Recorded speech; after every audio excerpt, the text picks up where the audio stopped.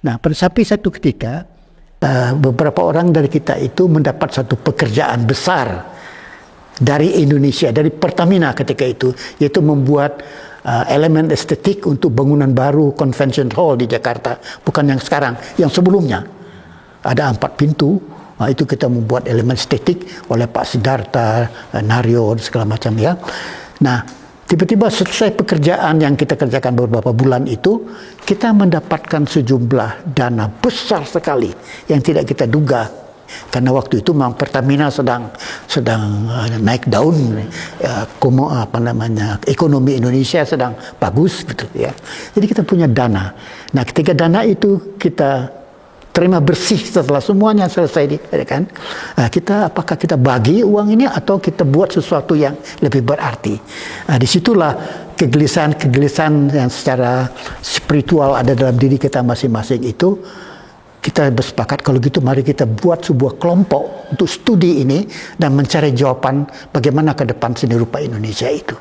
Ketika kelompok tadi yang kita bicarakan itu terwujud, kita menamakannya itu Design Center Association. Design Center Association. Kita kata desain kita majukan di situ, yang disingkat menjadi Disenta. Nah, apa pekerjaannya itu? Karena memang lahirnya Disenta itu adalah dari mendapat satu pekerjaan di dalam masyarakat, yaitu dibuat oleh Pertamina ketika itu, maka ini kita lanjutkan, kita membuka diri untuk setiap pihak yang membutuhkan elemen estetik seni rupa untuk kehidupan mereka sehari-hari dapat kita bantu. Di samping itu juga Disenta itu juga melakukan kegiatan-kegiatan studionya, ada punya studio juga terbuka untuk umum di mana kita seperti jendela untuk menyampaikan aspirasi-aspirasi kita dan sebagainya. Itu juga membuat beberapa seminar-seminar membicarakan hal-hal yang bersifat meningkatkan apresiasi seni dalam masyarakat dan mengundang ahli-ahli yang luar biasa untuk membicarakan itu, sehingga hal-hal yang sulit menjadi sederhana. Yang kita anggap hal-hal sederhana sebenarnya sulit akan kita bincangkan seperti apa adanya. Dan saya sebagai seorang direktur utamanya itu terpaksa meninggalkan Disenta itu ketika saya harus bertugas sebagai seorang dekan di Fakultas Seni Rupa dan Desain ITB itu pada tahun 84. Jadi kira-kira dari 73 sampai terus 84 itulah masa Disenta itu berkiprah gitulah.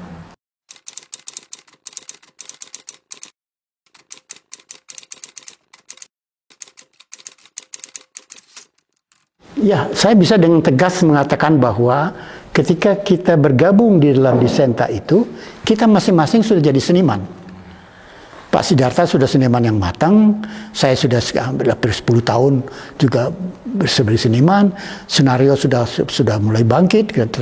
Jadi semuanya sedang bangkit begitulah ya. Dan bergabung di sana, ketika bergabung di Disenta itulah kita memikirkan baru bagaimana apa suatu ide baru dalam menantang masa depan Indonesia, seni rupa Indonesia baru itu bagaimana. Disitulah terjadi perdebatan-perdebatan, alternatif pemikiran.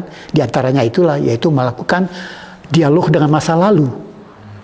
Kreatif dialog avec la past, kan kami katakan pada waktu supaya gagah. Jadi membiarkan diri kami terbuka dengan bebas, diilhami oleh karya-karya masa lalu, tapi tidak untuk mengambilnya dipulas-pulas menjadi karya yang sekarang, tapi kami bahas, kami analisa, karena kami merasa sebagai staf pengajar yang berpikiran sangat terbuka begitu. Secara ilmiah kami membahas itu. Dan kami melakukan itu dengan research yang tertib gitulah. Melalui pendataan fotografi, ini itu diskusi dan mengundang publik yang pintar untuk itu. Disitulah lahir tiba-tiba kecenderungan masing-masing yang berbeda satu dengan lain itu.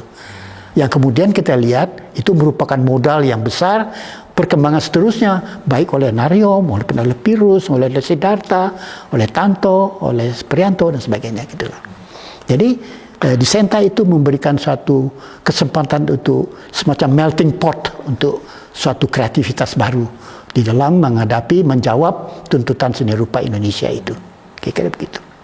Jadi kesenian pada saya itu adalah proses mencetak nilai-nilai, value-value yang saya anggap berguna di dalam kehidupan kita. Apakah itu diambil dari khazanah kebudayaan lokal kita masing-masing? Oke. Apakah kita ambil dari keyakinan kita masing-masing yang tersimpan dalam Al-Quran, dalam Injil apa dan sebagainya? Silakan gitu. Ya, tetapi kesenian itu mempunyai suatu kewajiban, tidak hanya membuat sesuatu yang indah dilihat, tetapi juga sesuatu yang bermakna dalam kehidupan kita. Jadi gandengan antara hal-hal yang sifatnya estetik dan hal-hal yang sifatnya etik. Itulah karya seni yang saya inginkan, yang ingin saya kerjakan selalu, memberikan suatu kekayaan kepada publik yang melihatnya. Mereka nikmat melihat keindahan itu sebagai sebuah karya visual seni, tapi juga bisa membaca data-data yang dipesankan oleh saya kepada mereka. Syukur mereka kalau bisa belajar dari situ.